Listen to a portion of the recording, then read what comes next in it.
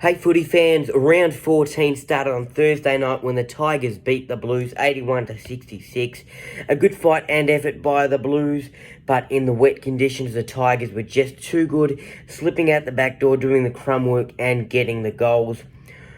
Speaking of goals, Shea Bolton during this game trotted into a wide open goal and he showed the ball to Sam Doherty, who was running tirelessly to try and tackle him.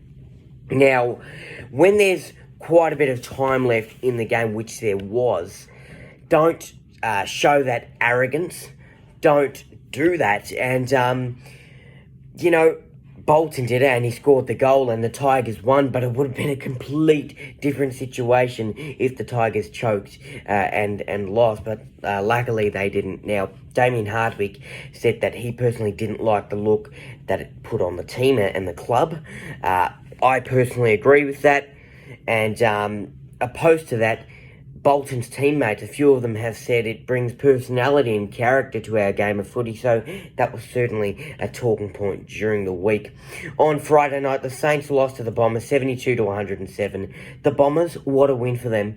They played hard contested footy. They had some great defence and great ball movement. Mason Redmond went well. The Saints are struggling. For the Bombers, Peter Wright had 4 goals. Sam Draper had a really nice game. And how's Massimo D'Ambrosio on debut with 15 disposals? Congratulations to the youngster and all the best to him in his footy career. Now, on Saturday, Port Adelaide took on the Swans. Now, Port, really strong defence at times. Port win 82-59. The Swans, well, they didn't have control of this game. I shouldn't say at all, because they did at the start. They had, I think it was 3 goals. They were up by 17, 18 points. We were thinking, gee, the Swans are on today. The Swans might get a really nice victory on the road. But the Swans pretty much fell off. The Swans put up too much of a task for them to come back and get the victory. Port Adelaide, really strong, really dominant, some fantastic goals in this one. And, the Swans lose in a big game of footy. The Eagles took on the Cats. Now, my tips were in absolute shambles. I had no tips in the 3 games that were played, and then the 4th game that was played, which was this one, at Optus Stadium, I was on the edge of my seat because what a tremendous effort by the West Coast Eagles. They lose 63-81, but gee, they played some really nice football. The Cats, I expected them to be a bit more dominant. I expected them to win by a bit more of a solid margin. I know it was just those 3 goals, but, I was expecting them to win by 5-6 goals. But, great effort by the Eagles. Cats just get over the line in the end, and I finally got a tip for the round. Then the Giants took on the Dogs on Saturday night. Talk about a shootout. What a game of footy. It was the highest scoring game of the year with 230 points combined. The Giants losing 105-125. The Dogs just too good in the end, and they get the chocolates at the end of this one. On Sunday, to wrap up round 14, the Suns took on the Crows. The Suns winning 116-73. The Crows, they made it close, but the Suns just kicked away in the last 5 minutes or so. Players like Rankin and a few others chipped in. And yes, it was great for the Suns to get the win, but there were a few players from both teams who picked up major injuries, and wishing all of those players a speedy recovery.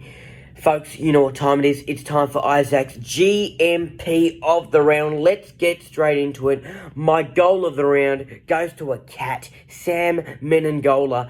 On return from injury, a few dummies. He stole a bit of candy and a classy finish from Menengola. The clean pickup, great crumb work, and the 6 points for the cherry on top there for Menengola. So great goal.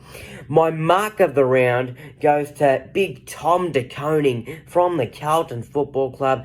I know they lost in the game against the Tigers, but gee, he's got a strong set of hands. He's got some great grip when he goes up for a mark, and he gets a bit of height and leap when he launches off players. So great mark there by de Koning. Now my player of the round, I know they lost. But as I mentioned, what a game of football. And when you've got players like Toby Green playing and putting on an absolute show, you've just got to sit back and enjoy the game no matter who you go for. Toby Green, 7 goals, 21 disposals, 6 marks, 3 of those marks contested, 8 inside 50s, 622 metres gained. Such a leader of this Giants team.